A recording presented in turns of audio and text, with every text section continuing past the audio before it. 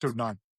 Hey, what's going on, folks? I'm Garrett Daly here with my wonderful co host, Bill Bergman. Welcome to Two Kernels and a Bucket, episode Number 9. 9. We are back, folks. Folks. We are Yeah, back and we ready are with back. tonight's awesome movie. It is my pick, so you know you're in for a treat, folks, and you know you're But, in for going to be a quality film. yep, but before we do that, Man of Mystery, let's talk about some things that happened in the news, right? Real quick. Let's do it. Let's go over some shit. Let's see. What do we got here? Big news in the horror news today. Let's talk about some movies we saw real quick. I saw Lee and Cronan's The Mummy. Horrible. It was just Evil Dead, basically. Didn't like it. You were absolutely right about that. Let's see. I remember the little girl's makeup looked like something out of The People Under the Stairs. It just irritated the shit out of me, didn't it? You? It Her did. makeup. Yeah, I it hated it. it was pretty bad. And we just saw. We just saw Evil Dead Burn. Yeah. How did you like Evil absolutely. Dead? Yeah, didn't you love it, Bill? How'd you like I it? hated it. Oh It my was gosh. terrible. I'm right We there with loved you. it. It was terrible. Wow. Yeah. It had some parts in it that were cool, but I hated it. I hated the after credits. It was overhyped. I'm bitter Oh, that it made its money back in a weekend. Okay, go figure, right? Horror's go big. I'm figure. happy. My favorite part were the credits, so that's okay. Dude, it It stunk, sucked. man. It wasn't good. It was bad. It was bad. It did have trickles of Jeepers Creepers 4 a little bit. Like it wasn't CGI. It was some really good practical effects. I will give you that. But if you've seen the trailer, you've seen the movie. It just got dumb, dude. Yeah. It just got really stupid. Way too long. Way too long. That movie could have been an hour and 30 minutes. I think it was almost 2 hours. Too long. And we're saying that about a horror film, Garrett. Isn't that crazy? Yes. A horror No, film. you could have trimmed literally a half hour out of this film. Shit, and it would have yeah, made it probably a lot better. So get ready for Evil Dead Wrath, which is a prequel to the original coming out next year or whatever, right? So Woo! I think I'm done with Evil Dead. I'm done, dude. I mean, like, the after credit scene is just a throwback to Rise, and it's like, I wanted something bigger. It's just whatever. You have anything else to say about that? No, I hope we never talk about that piece of shit never again. But don't worry, Carson. I know you're listening to this podcast. I still love you, Carson, but I am going to smack you when I get home. Hi, Carson. That's for you, buddy. Okay, so let's talk about Widow's Bay. Widow's Bay just ended on Apple. Ooh. It is wow. What can I say about this show? It started off really like and then got better, and then it's like okay, and then it ends with like a kind of a really cool cliffhanger. There is a scene that looks like Jason's chasing after her, and then part Jason mask, part Michael Myers mask, the shape mask. And when they show it up close, it's not as great as either one of those. But he walks like them, and it's rather kind of cool, I thought. That was kind of neat. So I actually liked Widow's Bay. It won like a bunch of Emmys, I think, or was nominated for like 9 Emmys. Ooh. So check out Widow's Bay. It's a dark comedy show. So if you don't like comedy, there's a lot of comedy in it. I also saw a movie called They Will Kill You. Movie I avoided in the theaters. That was pretty fun, man. It was pretty fun. It had pieces of Dead by Dawn and Evil Dead 2. There was a little bit of way over the top.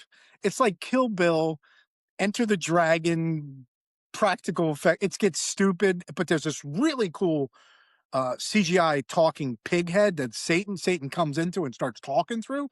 It was creepy as shit. I thought that was kind of cool, but it's not a great movie, but it's fun. I liked it better than The Month. I'll tell you that much. And I liked it better than Evil Dead Burn. And that's saying a lot. Let's see what else. So there's a new trailer for Digger that came out. Did you see that? Tom Cruise movie that I've been talking about? Oh, I did see it, man. Oh, that looks great, man. He looks so good, dude. That looks so good. Another trailer. I Play Rocky, about the story of Rocky. Yes, he sounds great, doesn't he? He looks ripping great, dude. Yeah, oh my gosh. I'm looking forward to seeing that. That is such a classic story of the underdog getting a script made and then doing the actor. So I give Stallone all the credit in the world what he did with that movie, especially as a screenwriter. He became. And so The other movie I want to talk about, did you see the trailer for Don't Move? It's that spider flick trailer that just No. came out. No, I Looks didn't see that one. pretty creepy It too. looks good. Don't okay. It's on Bloody Disgusting. I don't know if it's going to be VOD or if it's coming out in theater. It looks kind of cool. I always like a good spider flick. And the number one news this week, two big franchises just got some good news. We got a Friday the 13th trailer for Crystal Lake. So excited. Looks great. What'd you think of that trailer? And it looks Oh, neat, dude, right? it looks good. It looked really good. You've got a wonderful actress playing Yeah. Mrs. Voigt. Oh, it's gonna be good. It's Yeah. gonna be good, It dude. I looks great. cannot wait for that.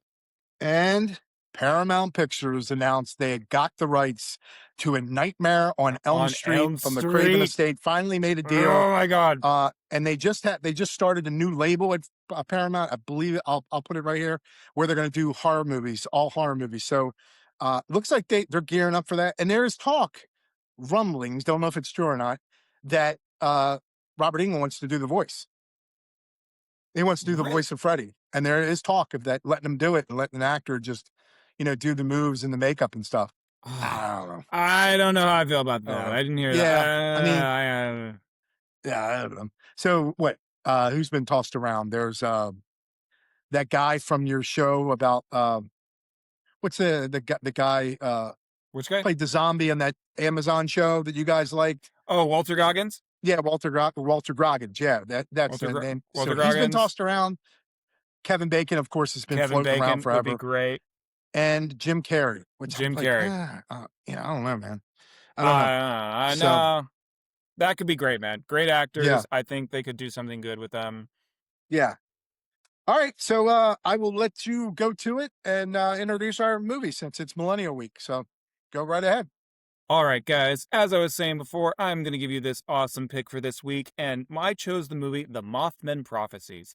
It came out in 2002, starring Richard Gere, Laura Linney, Will Patton, and Deborah Messing.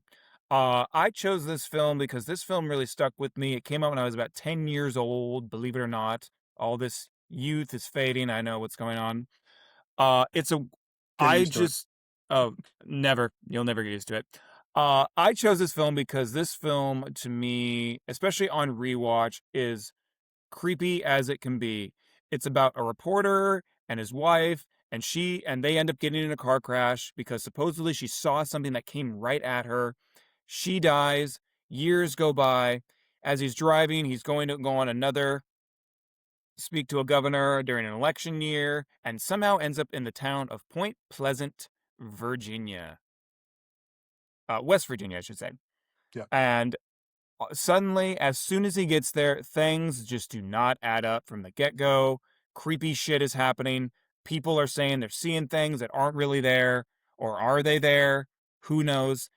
He abandons whatever he's doing and he starts investigating this because his wife supposedly said she saw something when she died, started doing drawings and pictures, and he matches up to other eyewitness accounts of the people that were there, and this is when he really starts investigating this town and find out what the heck is going on. But as he's investigating it, he may be seeing things he doesn't really want to see, or entities he might not want to meet. Uh, I think this is a great film because it's also takes real history of real sightings from Point Pleasant back in the 1960s of people saying they saw this flying moth creature around the town, and as it was happening, weird things would just premonitions would happen around the town or the world, and it all just it's such a creepy film. And I know, Bill, you had mentioned before you hadn't seen it since it first came out. How did you like it on rewatch? Yeah, it's been 24 years since I've seen it. Wow. So yeah, so you really look at the title Mothman Prophecies. You're really not going to see Mothman. You're going to see the prophecies of it, right? Which is really creepy in itself. Um, Based on a book. Obviously, the red eyes in the beginning when Deborah Messing, when it flies at the car and she has the accident, Mhm. and then you go back and then you see it was part of a construction site. You see the red eyes. So Mhm. you're like, okay, there's got to be a reasonable explanation for this. I think it was, I give like the Titanic scenario. And the way I say Titanic scenario is that when they were making the movie Titanic, somebody put acid in the food on the cast and everybody got tripped out. So everybody in the town could have got tripped out and just saw the same thing. Okay. You know what I mean? I don't know. There was all kinds of crazy people getting phone calls, but it was like accidents happening. I don't know all the accidents, if that was true in the book or if it happened in real life, with, all the disasters. But yeah, people on Titanic, the cast, they all got high off acid, right? Because it was like so it's either that or it's something demonic. Because if you notice that thing only came around Christmas time, right? Deborah Messing when he attacked Deborah Messing, Christmas time, and then at the end, Christmas time. So did you notice that? Yes. There's a lot of Christmas shit going on. Um, so it could be the devil, like he called himself what Indrid Cole or something Indrid like that. Cold. Cold. And he would predict, 99 will die or 300 will die and blah, blah, blah. Um, so yeah, the one thing I really like about it is when Deborah Messing has the accident and then they put her in the MRI, they show her brain scan and her brain scan looks like when they show it real fast, looks like the Mothman, as if it's embedded in her brain that what she saw. I thought that was a really cool shot. Did you see that? What I'm talking about? I did see that because it also brings up a great point. What I loved, especially on rewatch, is there are many times where you actually it's like literally a second. You see the moth outline or you see the red eyes, especially towards the end when he's trying to get the kid out of the car and the bridge is about to collapse and the wire comes down. And I don't know if you saw it, but like right before it Yeah, smacks and cuts the kid's head off, you see yeah, those eyes.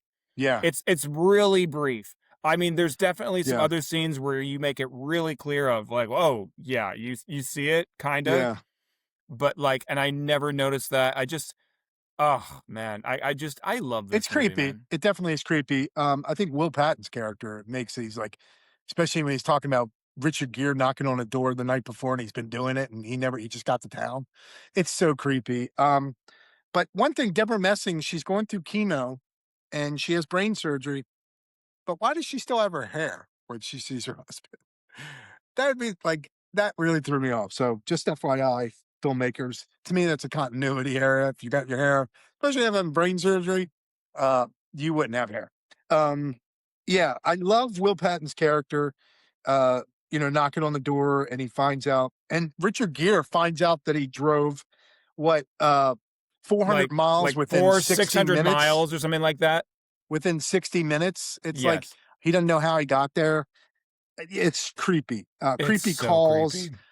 swelling of eyes. People have red eyes because of what they've seen, hallucinations. And the hallucinations are basically saying things are going to happen. People are going to die, and the events are happening all around them. This has a great cast. The movie wasn't great in my eyes. I like how it tied into a bow at the end with her seeing all these packages, and you kind of foreshadowed when she says, "I'm in the water and I'm okay with it," and all these packages around me. When she's on the bridge, you're like, "Okay, she's gonna die," and then Richard Gere is gonna save her because he has a second chance at life and have a wife because his wife died. Yeah, it was okay. It just kind of the ending kind of sizzled to me. I don't know. It just, you know what I mean? And I really wanted to see the Mothman more. But I get it. It's Mothman Prophecies, but it is creepy because especially the chapstick scene when Richard Richard Gere. Well, it's at Will Patton's house, and he's right here, injured, cold or whatever, and he's like he wants to talk to you, and then Richard Gere is saying, "Well, what do I have in my hand?" He's like chapstick, and all these things. He looks up in a book and he knows the line of it's very very creepy, and I do think in real life it was demonic. I really think it was demonic. Oh, Um, 100% it was. It was absolutely a demon or something Yeah, of that it's a form. demon. It's sort of like my feelings with all this alien stuff. I really do believe it's all demonic. It's not, you know, Satan's the father of lies. So I mean, he's gonna make you believe something. I really think that's what went down in Point Pleasant or the Titanic effect. They were all just on acid. So just that's my opinion. Well, I think being next to So that chemical plant, you're just like, are they snuffing all that in? yeah, Is that chemical air going into the town and they're just all hallucinating? Who yeah. really knows? But for me, I think it also worked not showing the Mothman, and think it's just it brought the creepiness factor even up because it's like, yeah, you don't need to see it. I would rather not use my imagination than some bad CGI monster. That looks Yeah, like and crap. there's been a lot of movies about this thing, Yes, this phenomenon. Um, but I would it's one of those things you wanna watch a documentary on the real stuff that happened, 'cause, in real life, I think the bridge actually it collapsed did because of collapse. there's It an really issue did with collapse. there was a Mhm. problem with the structure of it, something happened. But what caused that? You know what I mean? Like, there's things, um, let's see, the creepy calls, when he's talking to Indrid, was it Indrid Cold, Indrid and Cold. he says, yeah, Indrid Cold. He says, "What do you look like?" And he goes, the best line is, "It depends on who's Depends on looking." who's looking. That is really a great line. I mean, as a writer, that sends shivers down my I'm bones when getting I heard that. chills even thinking about it, man. I mean, because It really, you depends on just who's looking. Ooh, shit. I mean, that's the Um, thing why I recommend this movie because honestly, it's not the scariest movie in the world, but it's just the creepiness factor. I mean, that scene alone is the reason I think to watch this movie just because of that scene. oh, And I amazing scene. really want to just say what also I think what really stands out about this movie and in my opinion is the atmosphere of this film. You always feel like something is watching you. Even if you're just Good going point. into a room, you're walking down the street. This does such a great way whether the camera work, the tone, the cinematography.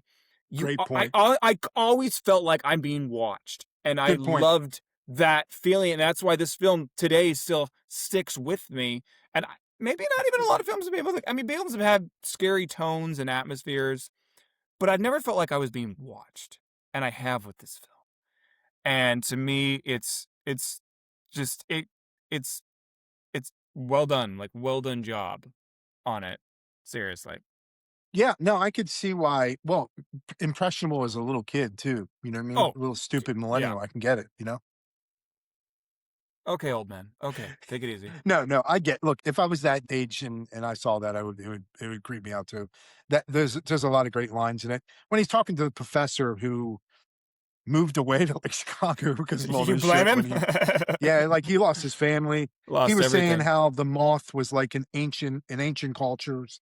It was like a psychic, nocturnal butterfly, um, that kind of trapped in its death realm. That it was certain things it was saying about it.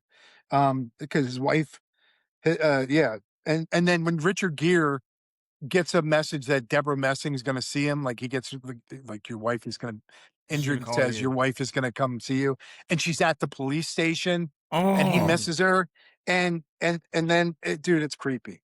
When they were doing, like, the voice testing, they recorded Indrid Cole's voice. They were doing that it's not typical human, it's not human vocal vocal cords at cords. all. Yeah, it was, it was, electronic impulses or something Mhm. that they said. So again, this is a movie based on a book based on the actual events. I don't know how close of it is to the events. You know, there was a lot of crazy shit going on. But I would have liked to have seen what really went down in Point Pleasant. But the movie was good. It wasn't great to me. But it had its moments where it was like eerie as shit. The Will Patton and Richard Gere stuff, Richard Gere talking on the phone. Dude, they're incredible scenes. You know, it's scary. It was a fun movie. Well, and it's really fun because there's just so many of those blink and you'll miss it moments, especially on rewatch. You're like, oh, like I loved the scene where Richard Gere is in his hotel room. He's on the phone. He's talking with I don't remember if it's like his boss or his company, but he's saying because he's like, well, you came in and you called and you spoke. And he's like, I never called this person. I never spoke to this person. And do you Yeah. know the scene I'm Yeah. talking about? He's in his Yeah. Yeah. hotel Yeah. room. It's right after he slams the door and he's like angry. Do you remember that? Yeah. And there's Yeah. a Yeah. great scene It's where he's on the phone and there's the shot, just kind of like a side glance of his mirror. And as he goes and he walks the door, his hand's up here, but the image in the mirror, the hand puts it down. And it's like, yeah. as he Yeah. walks away, it's still there. It's like, oh shit. Yeah, it's almost like yeah, it's almost like he's got another part of him is doing other stuff. Yes. It's eerie It's as like, shit. ah, Yeah, it was definitely a weird phenomenon. I remember my brother talking about this, you know, that and the Jersey Devil and all this stuff. Um, most of them taking place back in the East Coast because we're crazy back there. well, Jersey Devil, Um, that was like just some drunk chick, wasn't it?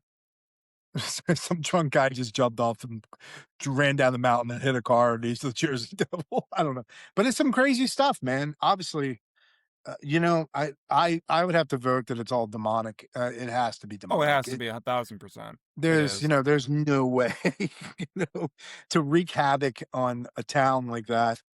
And then coming, I think it was I think it was from 1966 To to 67, 1 1967. year. Yeah, 1 year it happened, and then it's not there anymore. But I mean, but Richard Gere and Deborah Messing's characters were in Washington when she saw it fly at the car. So was it? And the professor said that it's been all over. It's been international. It goes everywhere. So it goes to show you more demonic. It can be in one realm or in one state or one country. It doesn't matter where. It's there to wreak havoc. And yeah, I mean, look at red eyes and wings. I mean, what does that show you? It means it's the devil. It's 100% It's it is. Oh, yeah, it's demonic, man. It's not no freaking moth. It may look like a moth. You know what I mean? no, it's a demon. That's just all it is. Yeah, but wonderful acting, very believable. And yeah, the ending was sort of, we knew we were going to see that. I mean, the ending on the bridge. To be honest with you, after seeing the bridge accident in one of the Final Destination movies where it was way over the top and crazy, that this one was more like laid Realistic. back, realistic. Realistic Yes, and laid back and yeah, like you realistic. believe it. It's like, oh, Yeah, yeah, realistic. It wasn't just to set up death scenes of everybody on the bridge. Yeah, much more realistic and a little too close to home because we had a really bad bridge accident in Maryland a couple years back. I don't know if you heard about where oh yeah. tugboat hit a bridge and it just Oh, it collapsed destroyed. the whole bridge, dude. It was bad, dude. And that was like probably an hour from my house. So, and maybe an hour and a little bit from my house. So I know exactly. I've been on that bridge many times. So that kind of gave me like PTSD seeing that. I'm like, whoa.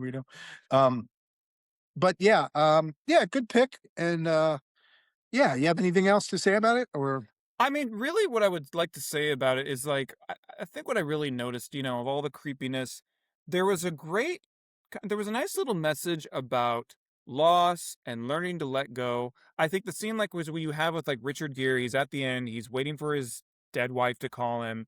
Laura Linney calls him and is trying to get him to come back for Thanksgiving. He's like, she's a no, cop. Yeah. Yep. she's a cop. She's trying to get him to come back. And he's like, I miss my wife. It's like, I know, but your wife is gone, man. And Yeah. whoever calls you, that's not her. Trust me. He's like, look, I don't know what happens after we die, but I can guarantee you, your wife is not with Ingrid Cold, whatever that thing is. Like, Yeah. so yeah, there's this really like nice message of just loss and like you need to move on and you need people. Yeah. And it's very subtle, but it's great and it's really It's like the powerful. universal language is love. I mean, you like It somebody's is. loving you enough to say, dude, you Yeah. need to let that go. You Yeah. need to let that go. People you love are gonna go away, and it's what she says, and there's nothing you can do about it. But Wow, the millennial generation does have a you heart, can folks. Listen to this. still This is beautiful. well, we need to I'm bringing it back, folks. You Ah, know. that's good. Good. You get that, millennials? You should take more Yeah. advice from this guy. It's like Wreckers with Bill. It's a classic, but it's coming back. I have But no heart. I'm sort of like the Grinch. I have a black heart. No, I'm just kidding. no, I he's don't. not. No, I He's get got it. a I big get it. heart. It does have that yeah, love, loss. Yeah. The acting was just something that just sold the whole movie. And I agree with you a lot on the tone of this was just like something, yeah, it's almost like everywhere there's something that's gonna come down and grab you. You know what I mean? It did feel like that, especially the scenes with him going to the house and knocking on the door because his car broke down, and that guy saying, "You've been knocking on my door last night, and I've been waiting for you to come back." And like Richard Gere just got there, It's like I so just it got here. starts off the tone like a Twilight Zone. It's so quick, it's so creepy. Well, it kind of reminds me of an X-Files episode, but like Sure, extended. Honestly, I got it really does X-Files vibes if you were ever a big X-File watcher. a little Uh bit. I was working at Fox when that was playing, so I remember when that came on the TV. Yeah, Nice.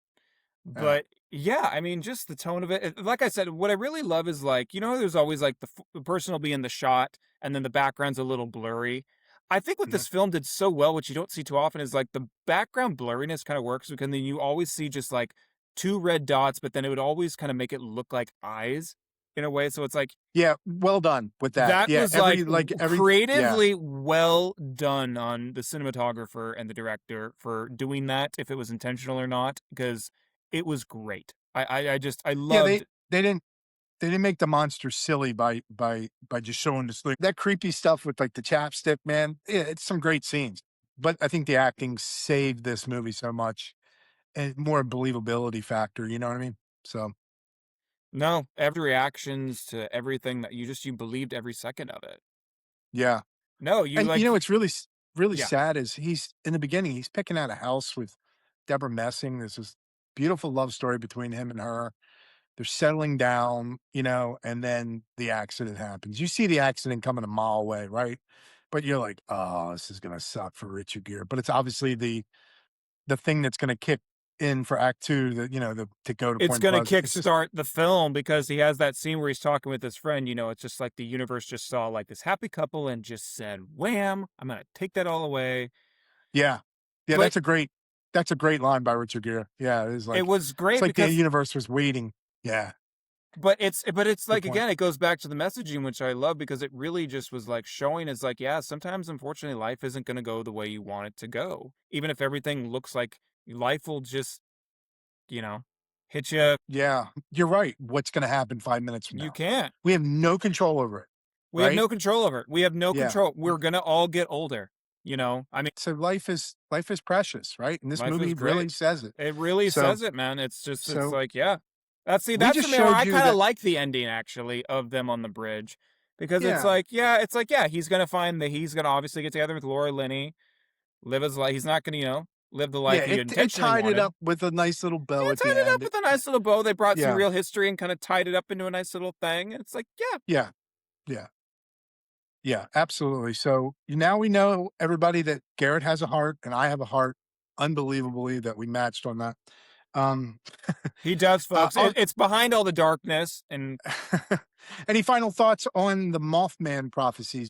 I am like I said, I'm really happy for this pick with the atmosphere, Good pick. Yeah, the good pick. tone. The message. There's actually got a heartfelt message behind all the horror and creepiness, and it really kind of reminded me of that seeing it again, even though I just saw it a couple years ago. And no, I really like this pick. It's very underrated. I would recommend this to any friend if they're like, well, I want something scary, but not too scary. I would say Mothman Prophecies. Yeah, Go for it. yeah. Mothman Prophecies.